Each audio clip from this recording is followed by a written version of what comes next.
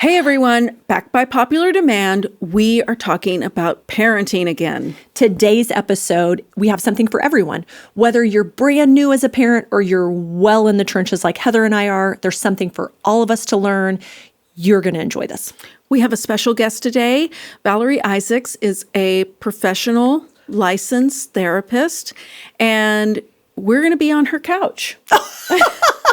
We're going to lay back, kick our feet up, and she's going to tell us what's wrong with us. I'm just kidding. No, we're going to learn together under Valerie's guidance. Let's get started.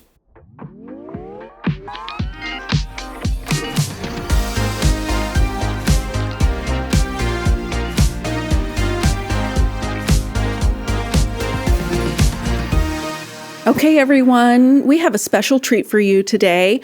We have our friend Valerie Isaacs in the studio with us. Yeah. And she is what are all your initials? Who are you? Tell us who you are professionally. Professionally, I'm a licensed professional counselor.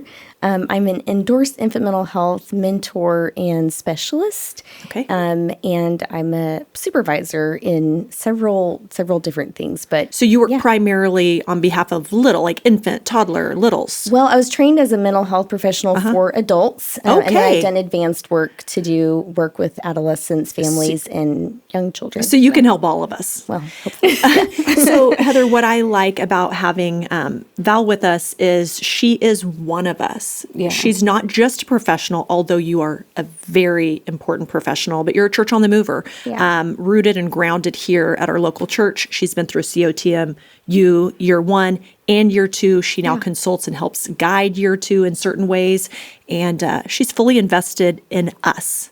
Yeah. So I'm excited to hear what she has to say. We had a lot of feedback from last month's podcast, people saying, yes, please keep talking about parenting. I need all the help I can get. And I totally relate to those comments. And what I hope people get out of this conversation is a step forward. Yeah. For me personally, if I can share a little bit about my background, a little bit unstable home growing up. And my mom died when I was 21, before I was married, before I had kids. Mm-hmm. And I have gone through a lot of my parenting wondering, am I doing this right? Yeah. What do I do next? How do I do this? Yeah. I don't even know what I'm doing here. And a lot of praying, Lord, help me. Sure. And so I hope through this conversation, people hear things that help them wherever they're at, in whatever stage, whatever journey, however old their kids are. Absolutely. Even adult kids, wherever you're at, I hope that you hear something that will empower you, giving grace to you for where you're at. Yeah. Because we all need it. We all need it. So maybe let's start by going back to the beginning. Mm-hmm. So Valerie, would you share with us, we've talked some off camera about understanding attachment styles specifically in infants and then how that might play out. Mm-hmm. Yeah. I think it might be helpful to just frame kind of how attachment happens to begin with. So attachment really happens between a parent and a child, early on in life. So people are kind of amazed by how early this happens. It's really in that first year of life. And around that 7 to 9 month mark really is when specific attachment happens. And so up to this point, it's kind of like the building blocks for attachment. And that happens through this process of the child cueing for a need to be met and then the caregiver responding to that need. And this is called the serve and return. So baby cries, caregiver responds to the cry, and the more accurately, consistently, and sensitively the caregiver responds, then the more the baby knows, I can cue you. I can expect that you're going to respond to me. And so then they learn dependency on that caregiver. They know I can depend on you. And so when that happens well, the baby learns, I can depend on this person. They are my attachment figure, and secure attachment can be formed. Now, when there are like variations of this where there is inconsistency or maybe... What do you mean, like multiple caregivers or? Well, there can be multiple caregivers.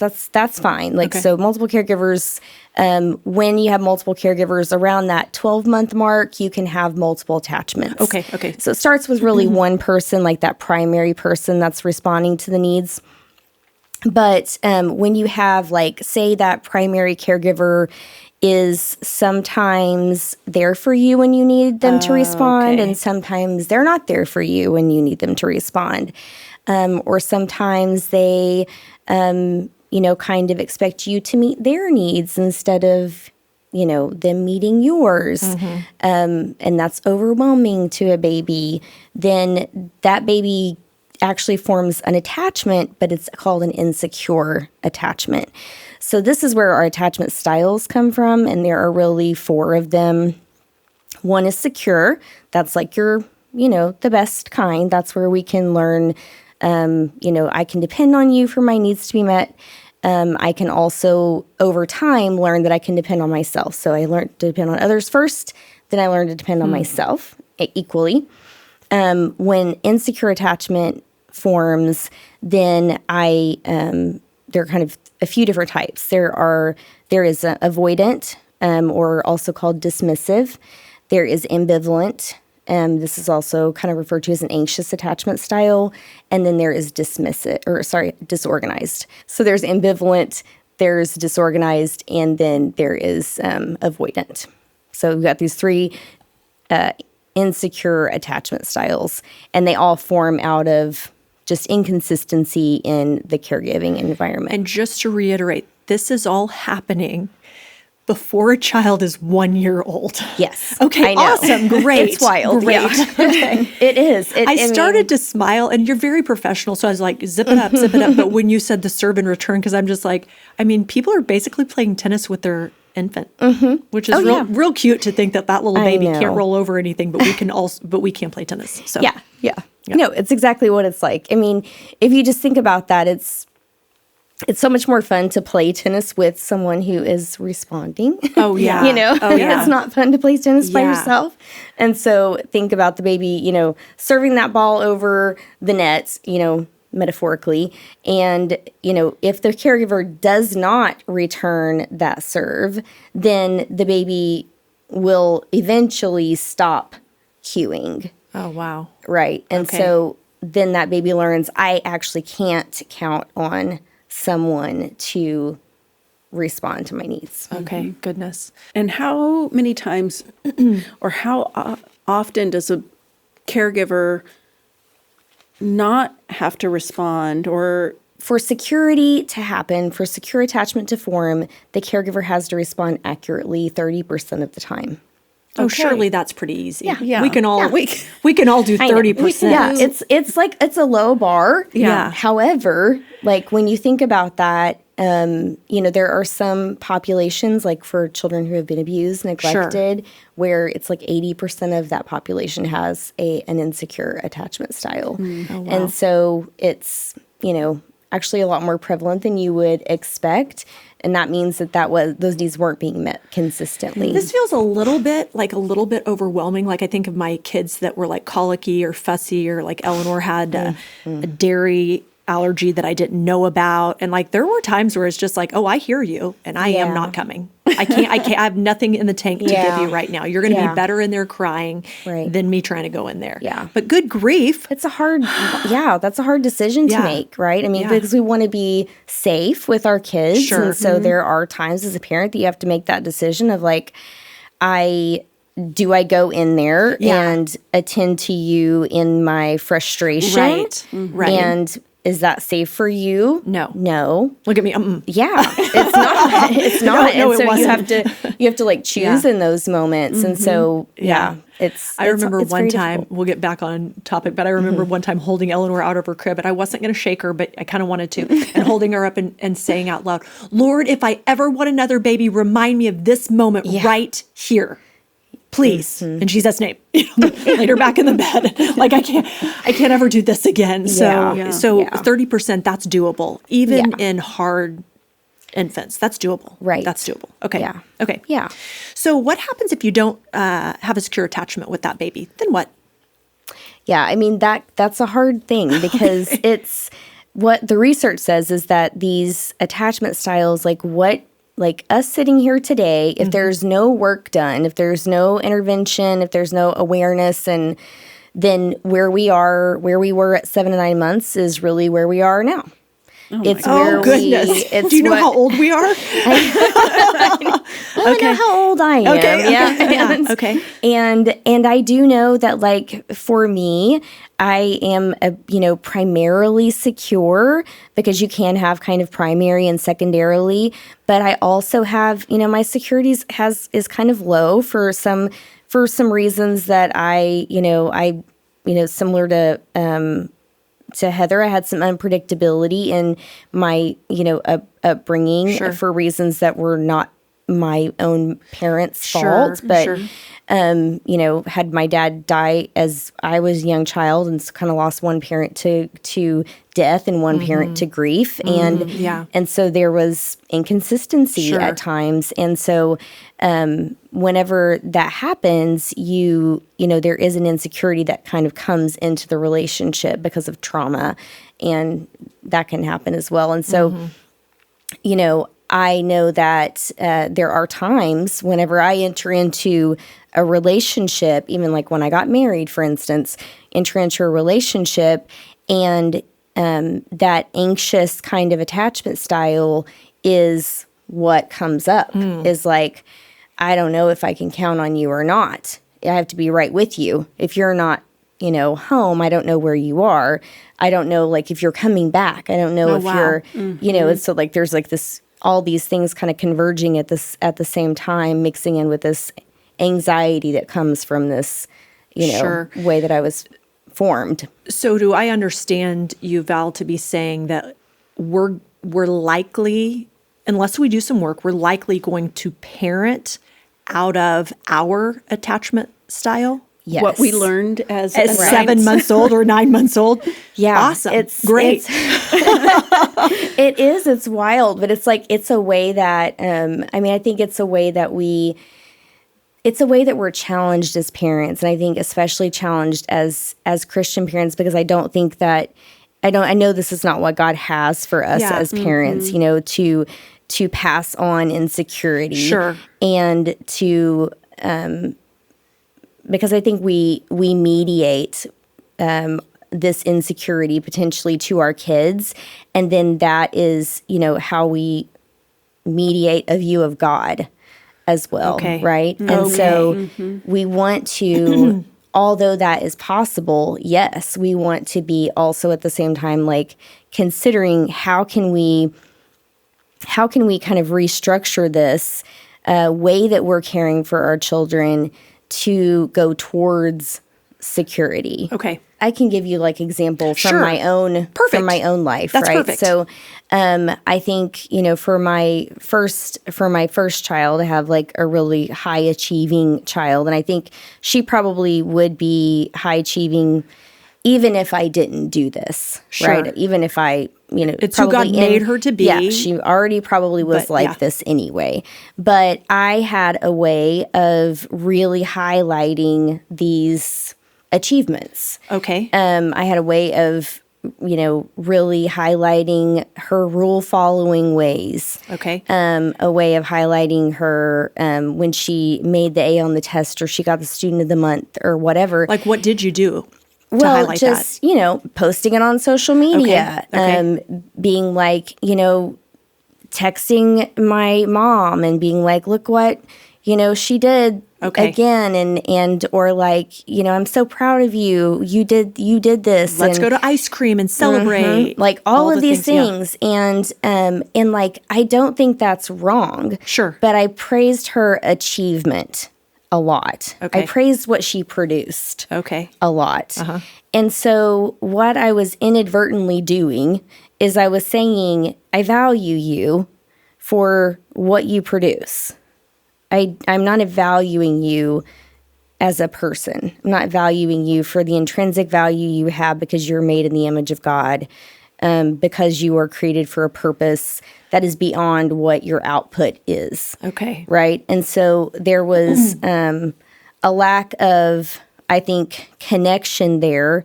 I also had a really hard time with tolerating any kind of like negative emotion from her, because this is, I became a therapist. I was a non-traditional student. She was already, past this early life stage. We'd already messed her up by accident. I had already messed her up. And so I had already, inadvertently done some of these things and passed some of these things on. And I think, one of the aspects of parenting that in creating security in attachment is emotional availability. It's that ability to weather emotions with children, whether they are positive, negative, whether it's fear, whether it's anger, frustration, whatever that is, like being able to be with them, which I think perfectly reflects who God is. He never shuts down a feeling. He never says, I can't handle that. Yeah. This feeling's okay, that one's wrong. Right. He never, not in any way, shape, or form does he say, I cannot handle this. And so it's kind of convicting, Valerie. It really is. Just as I You're telling me. Yeah. You're telling me. Yeah. He doesn't ever shut that down. And so, but I was saying, you can come to me when you got it all together. With your accolades. You can come to me with your performance. You can come to me with your happiness. You can come to me with your pretty smiles. You can come to me with, like this performative thing. Yeah. And what I didn't, so what I was doing was saying, like, anything else other than that, you have to figure out a way to manage that on your own. How would that have looked as, like, when your daughter was forming that attachment style? So when she's 0 to 7, 8, 9 months old, what were you doing that would cause this attachment style? Like, I don't get that. So I think what I was doing, if I can reflect back, which I think is such an important thing to do, and what I think I was doing was when she would cry, because she was colicky, pretty bad. Yeah, I get it, girl. And she would cry, and I would be frustrated with her crying, and I would feel like a failure for her crying. Oh, fascinating. And so I think when those moments come up for parents and they are feeling this overwhelm and their child's negative emotion, no matter whether they're 7 to 9 months old, whether they're 10, whether they're 15 or 20, when their child's negative emotion is overwhelming to them to the point where it causes them to feel like a failure, then the focus goes away from what their need is, and it goes upon me and my need. Okay. I need to feel better in this moment.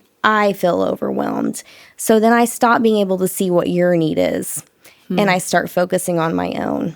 Because you're just saying, we're not going to be afraid right now. Yep. That's scary, and so we're just going to be happy, and let's have some hot chocolate and put on a movie and be peaceful or something. Or I'm going to throw a scripture at you. I'm going to say, what time we're not afraid, I'm going to trust in you. Like, God's not given us a spirit of fear, a power, love, and a sound mind. All these things are true, but I believe that even in Christian parenting, sometimes we spiritualize it in a way that is not really about our children. It's about our own discomfort. And when we do that, are we, this is what we need to ask ourselves, like, are we really reflecting who God is? Because he's a God who sees us. He's a God who attunes to us, who cares for our needs, who hears us, who is the one who walks through the valley of the shadow of death with us. He's the God who's with us. There's nothing that is hidden from him. And so there's no need to hide anything from him.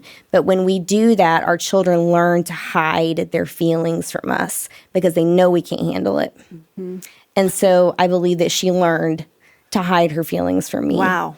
And so I had to do a lot of work and a lot of repair with her when we got into those teenage years. And there was a lot of anxiety and stress that she had internalized because I had taught her, I can't handle this. You got to deal with it on your own. Yeah. Valerie, I imagine that there's people that are listening and they're maybe thinking back on babyhood, toddlerhood, yesterday, and they're like,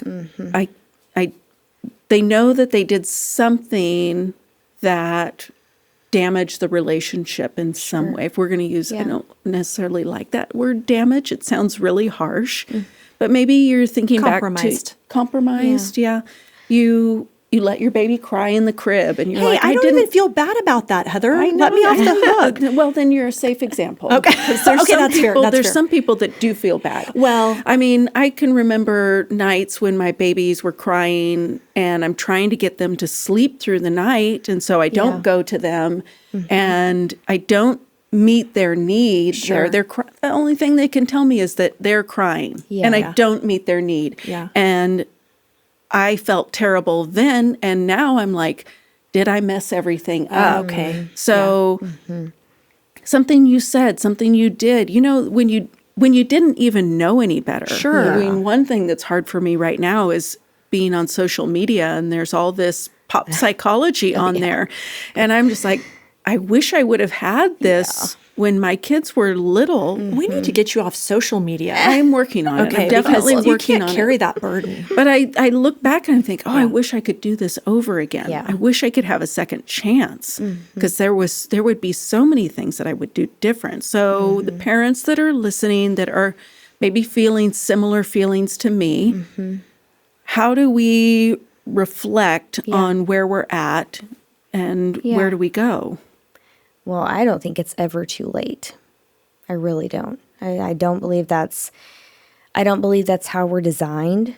I think God created us for relationship, and he created a way for repair through Jesus. I mean, I don't think that's just like the canned Christian answer. I think it really is his way. It's, absolute truth. It's true. It's true. And I think us as all people should believe this, and do we believe this or don't we believe this? And when I think about, is it damage? I think about it in the verbiage I like to use is that it's a rupture. You have this relational rupture. And there's opportunity for repair. And so thinking about this in like rupture and repair terms. And to remember, I like the analogy of like a broken bone, right? When a bone breaks, and when you reset the bone and you allow the bone to heal, that the bone where it broke actually can heal stronger than it was before, right? It can actually, get kind of calcified even more in that area.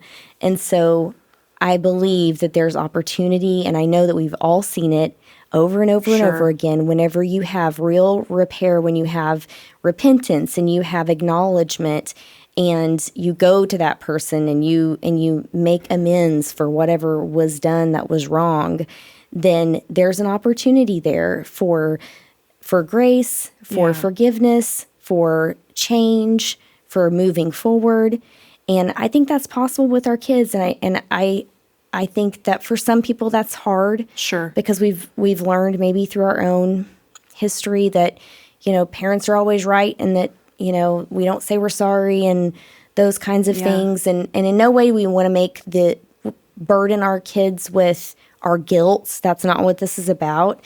But it's okay to say, hey, I did this thing. I see this in you. So in my story, I see that you have anxiety here.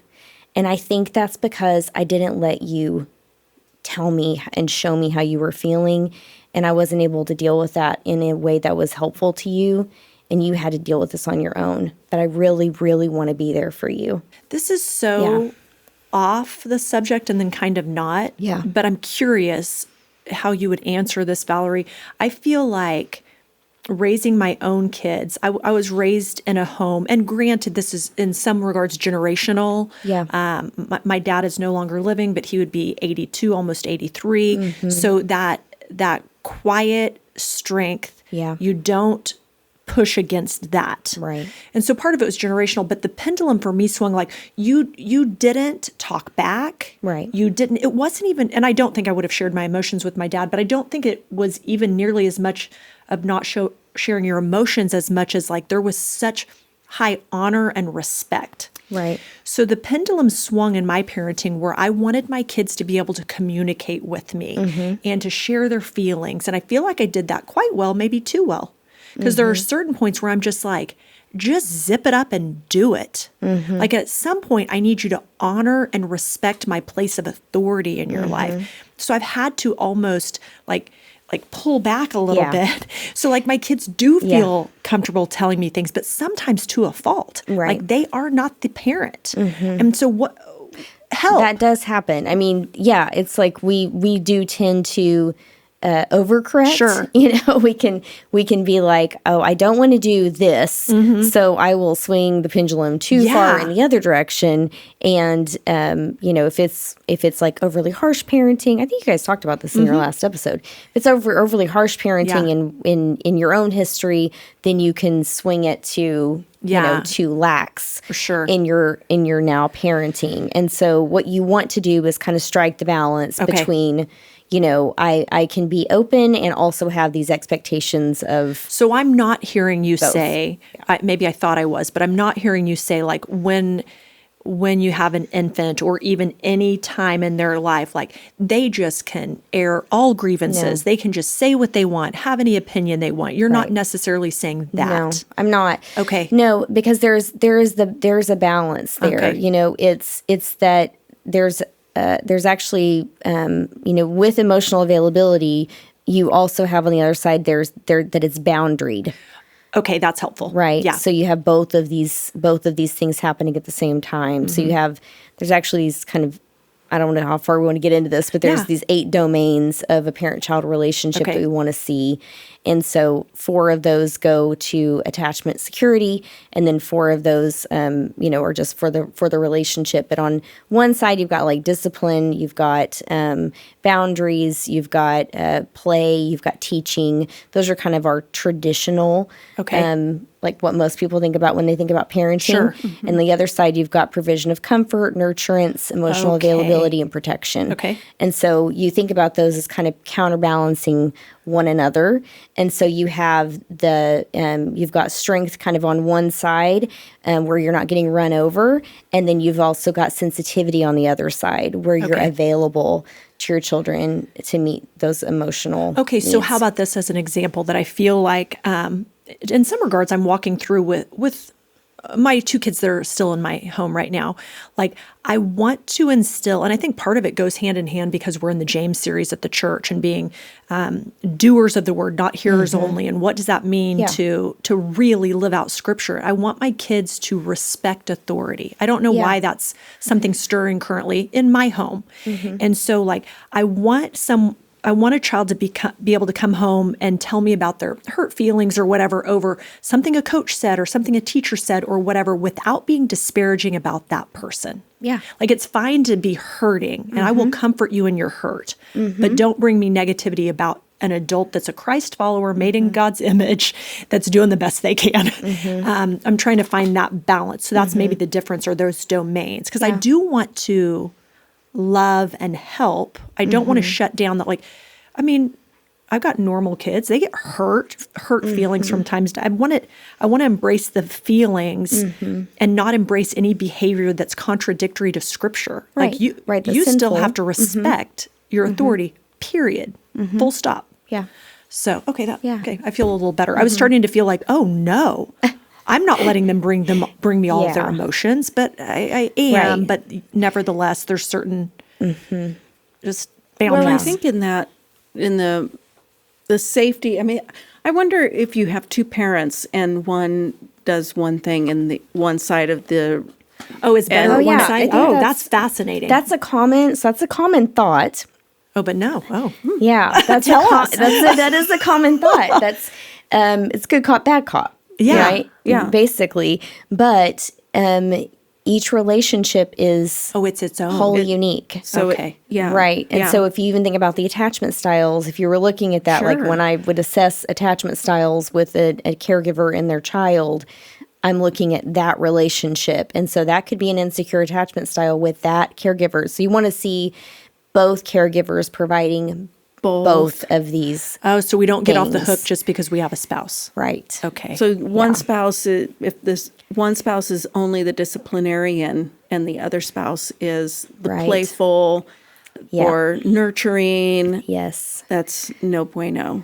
Right. man. It's better if it's better if both Ideally, can do both. you'd have two healthy. Right. Yeah. Yes. And if Adults. we're all made Okay. in the image of God, We have the and he potential to be is- that. Absolutely. Yeah. Then Yeah. he is all of these things, then we can be these things That if we're makes me- reflecting who he is. That makes me think about like how Brian talks about Myers-Briggs and things like that. He's like, I get it that it's a tool, but the ideal is that you have all 16 qualities like our Heavenly Father does. Not that you go, I got these 4, so you guys put up with the rest of Right. it. Yeah. Like, sorry that I Yeah. suck in this area. You're Right. screwed. Yeah. Right. He's just like, that Yes. infuriates him. Or I That am you would this, lean on I'm, this as a crutch. I'm the thinker, I'm the feeler. Instead or, of using it as a tool to say, okay, these come naturally. I got to really bolster myself up in these Right. other areas to become a whole Yes. person made in the image of Christ. Right. Okay, I like this. I like Yeah. this. I think it might be worth telling Valerie that we took the attachment style test. Yeah. That made me nervous. It did too. So, as a resource to us, you sent our team this quiz that we could take that would tell you what attachment style you have. So, we took it. So, you want to Great. go first? You want me to? You go first. I'm feeling very confident because I've got a secure attachment style. But I do think what is fascinating is as I was taking it, I thought I am answering some negative towards my parents and really no negative towards my spouse. But I was reading the little blurb, the review, and we can drop in the show notes this quiz. But it was saying if you have a secure attachment style, you probably have lots of memories from growing up. And I was like, oh, I don't. And then it said, or you've done a lot of hard work to, and your words were, to create an earned, secure attachment style. So there's a lot of blood, sweat, and plenty of tears and counseling and this and that have gone into it. But I'm currently earned secure. So That's awesome. yeah. Not perfect, just earned secure. Yeah. Okay. I tested as disorganized. Valerie, can you tell us what disorganized is? So it's really that I don't have a clear direction on Okay. whether I can go to you for my needs to be met or whether I should stay away from you because you might, not be able to help me. I'm not trying to psychoanalyze Heather, but how does that Right. play out? Maybe you can answer it or you can answer it. Like, help me understand, how does that attachment style work itself out if you don't work through your, can you say crap? I don't know. If you don't work through your crap over the course of your life, which I think you've worked through a lot of this, but if you haven't worked through it, how might that play out? Well, Either of you. It might be helpful to think about like what is when you think about attachment styles. It's with security. I think I mentioned this just a little bit earlier, but Okay. security is I can depend on myself and others equally, and I equally kind of value myself and others. Okay, I okay. value you and me really the same. Okay. On a dismissive or avoidant, I value myself higher and I devalue you or others. Okay. Right? For ambivalent or anxious, I devalue myself and then I overvalue others. Okay. Right? And then in disorganized, I will neither value, I will have a hard time valuing either. Okay. Right. Okay. And so sometimes that's, I think, so that can play out in sometimes feeling, distant from people. So you kind of have a mixture of that anxious and that anxious, ambivalent, and dismissive. So it could look kind of like either one of those things. I might go toward you and I might come away from you. So like last month when Heather said her personality would tend more toward like, oh, it's just not deal with this. It's probably not that big of a deal. That is just maybe the attachment style that she had as a child. Maybe. Maybe. This is so hard. Maybe not. Yeah. Okay, yeah. Yeah. I think the hard thing for me parenting growing up or me parenting my kids growing up was, Hopefully still is, and because still they're is, still in the house. some of them, yeah, Okay. is confronting. I don't like to confront. And okay. I'm worried that if I confront you, even my own children, that you're not going to like me. And so it just like, And that's like avoidance. avoidance. I don't want to be the bad guy. It's much easier for me to let my husband be the bad guy, and he's the disciplinarian. I mean, I disciplined enough and everything, but certainly, and even probably into the teenage years, where if I see something going on with my kids, it's really hard for me to call something out in them and say, you're really blowing it here, because are you going to then reject me? Are you going to then, it's like, I can't think of a specific example of, I like how you say that. Specific. but of something that they did. But if I tell you to knock this off, then are you going to still let me into your life? Yeah. Right. It might break our relationship. Yeah. Right. Yeah. And so, and I think that's kind of a simpler way to think about just attachment styles is like, this is how I learned how to do relationships. Oh, yeah. Yeah. In my family Yeah. growing Yeah. up, Okay, you didn't talk about anything. You didn't talk about, I mean, I remember I had a boyfriend when I was 16, and I felt like the Lord told me to break up with him. Like, he's not the guy for you. You need to end this relationship. And so I did, and I told my mom, and she's like, good, I didn't think you should be going out with him. But I had But never. she didn't tell you She this. didn't tell me that. She didn't say, I have concerns. Yeah. She didn't tell, there wasn't anything. She didn't say anything about him. It was just wait until You said something. Yeah. And so I'm thankful for the Lord looking out for me, because she wasn't going to say anything. Yeah. This is the beauty of being a committed Christ follower, because with the Lord, you can heal things. Like, I'm listening to you talk, Heather, and I don't usually get teary, but I'm teary on your behalf, because just so you know, you've grown so much. Oh, yeah. Like, I remember, this will take you way back, but now that I understand like these attachments, because we all know I don't mind confrontation one bit, to a fault. I mean, to a fault. But I remember in your house when you lived in Owasso that you had a basketball goal being installed or something. I'm going to butcher the story, but let's just pretend like I'm right. And they're supposed to install it or something. They did something wrong, Valerie, or they delivered the wrong order. They did something wrong. And you weren't sure you could call them and tell them. Yeah. I still don't like to do that. Yeah.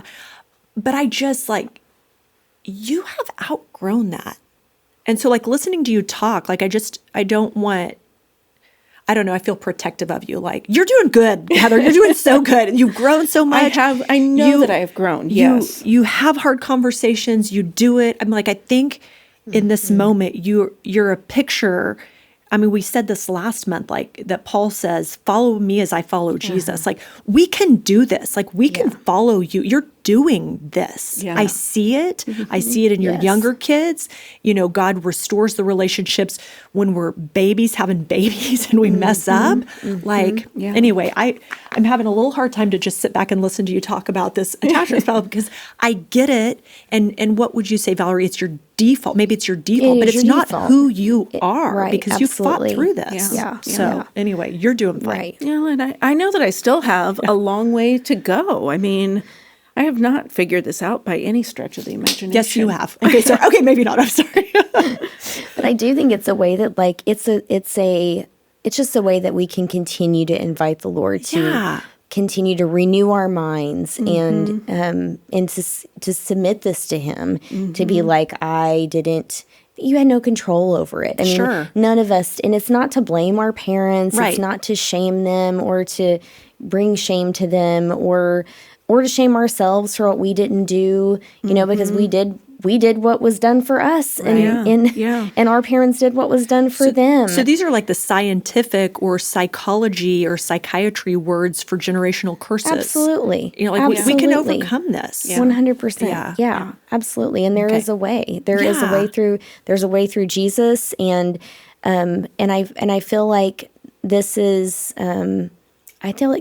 this is something that God has been doing.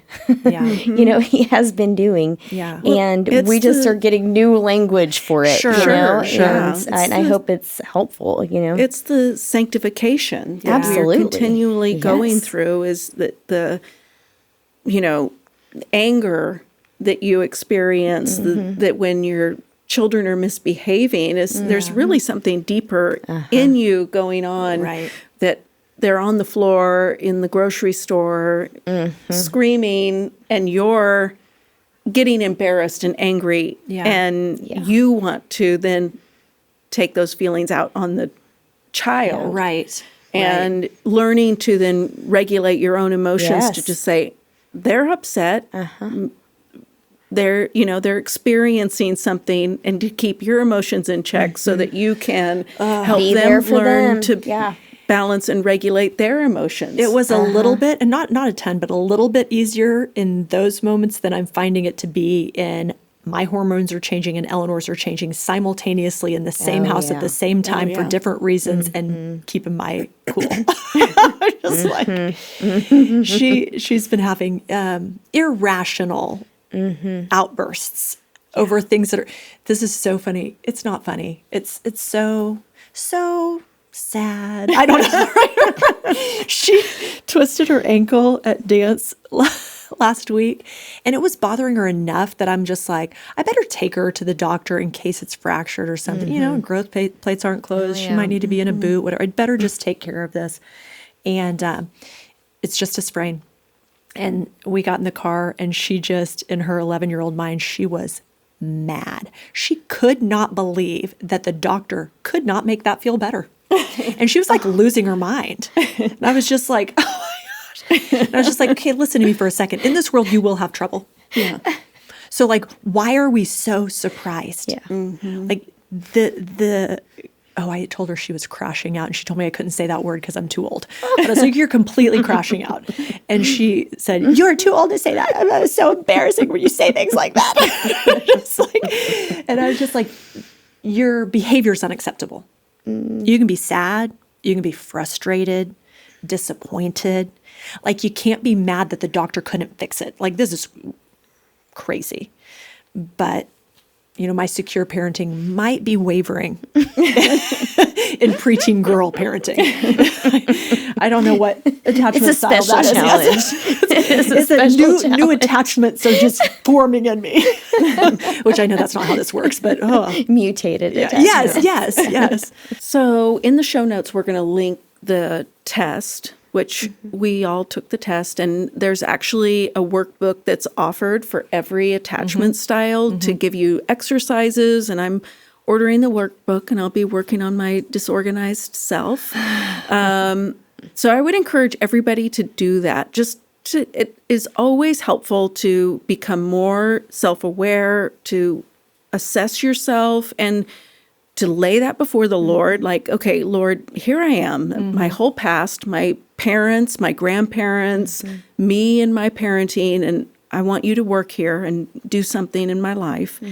But what are the barriers to connection, or what's something that families can work on today that will help them start taking steps when they're feeling disconnected, or what's one thing? And maybe they're not even feeling disconnected. They're so used to this way of life. But what is a step anyway? Yeah.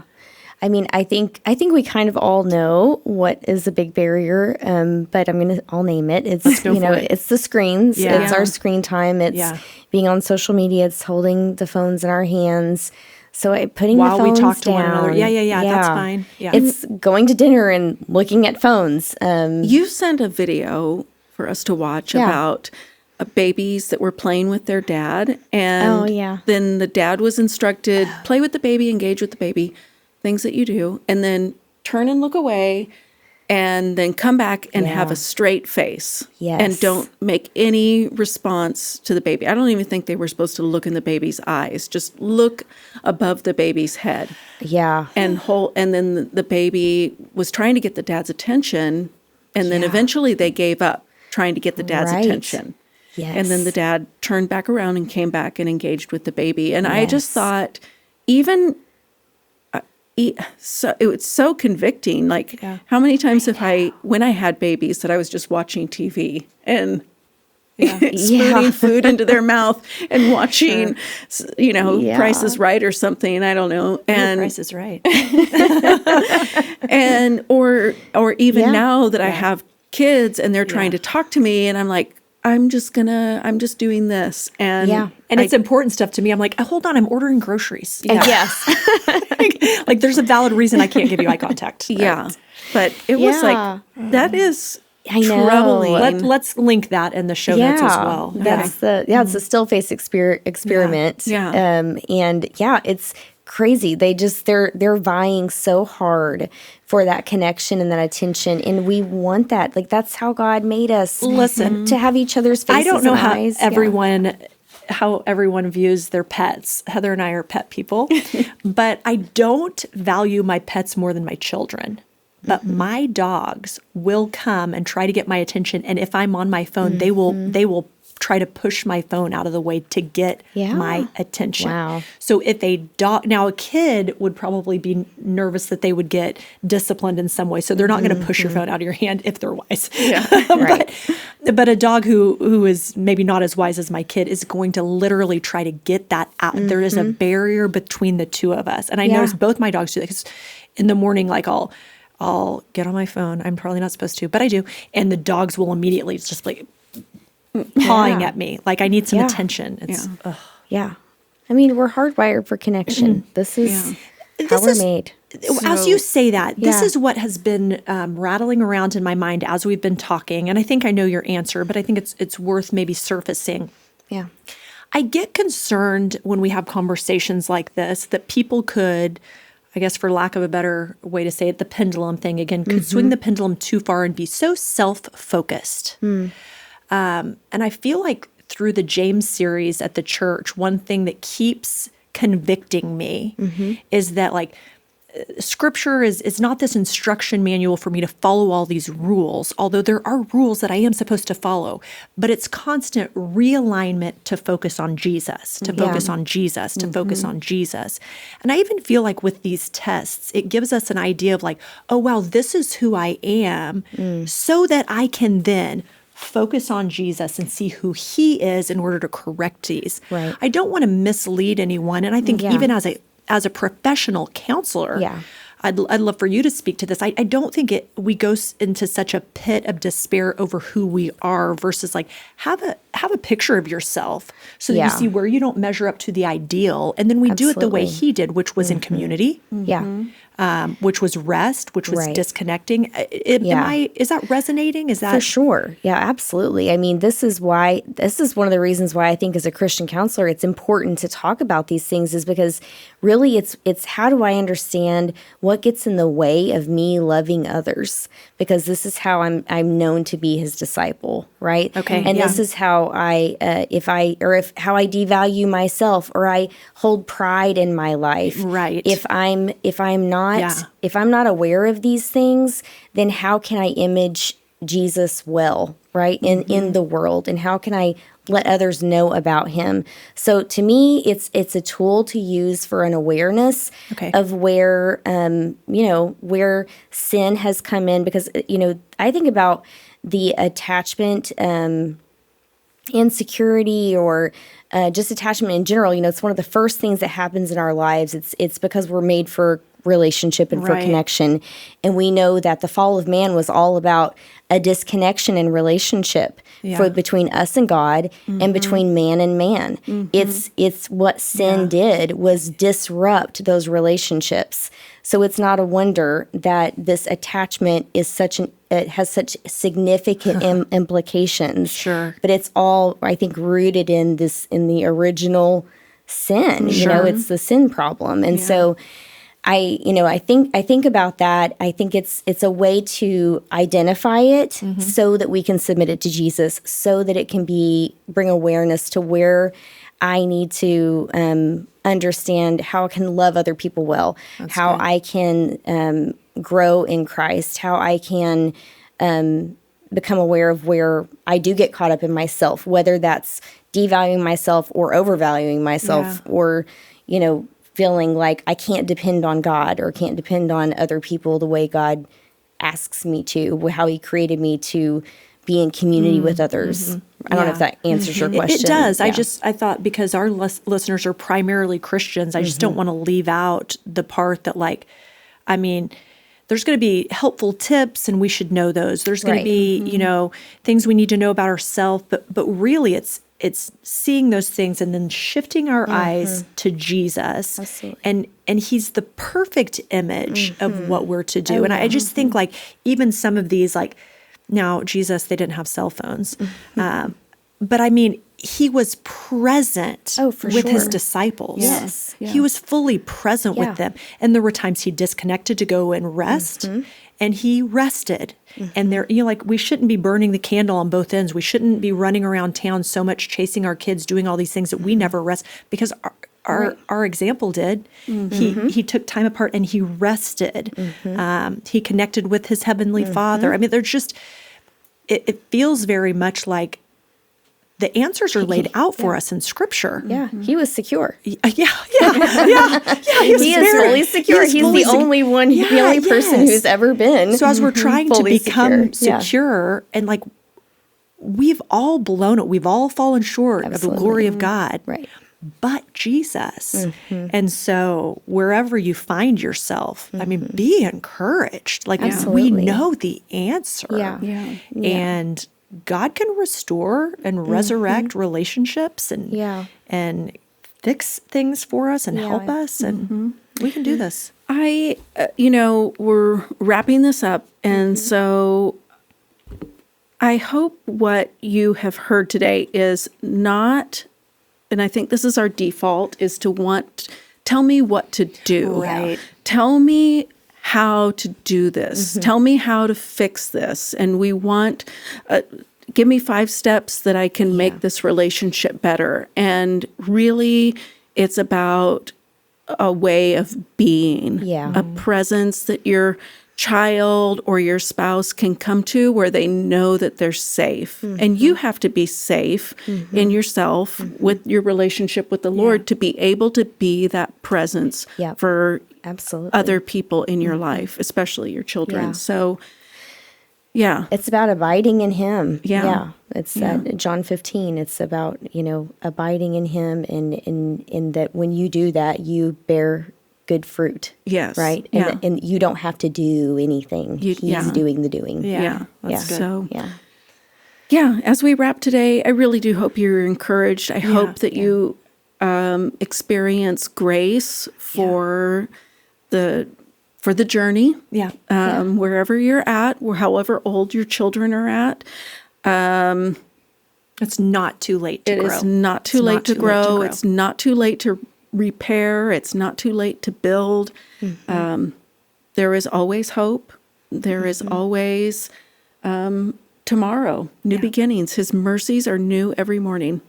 So with that, thanks for joining us. Valerie, you know more about this topic than Heather and I combined. And so we'd love to give you the opportunity to share some of your resources with our listeners. You're a fellow podcaster. I am. So maybe we can put it in the show notes. But that's okay. But we'd love to hear about how people could connect with you or learn from you. What are the best ways to do that? Yeah, you can follow us on the Whole Person Parenting podcast. It's on Instagram, and we are on anywhere you can get your podcasts. Okay. My daughter and I, Presley, are co-hosting that podcast together. That's awesome. Drop episodes a couple times a month. So right on. Well, then we would encourage you to take a listen to Valerie and her daughter Presley, and let's all learn and grow in this together.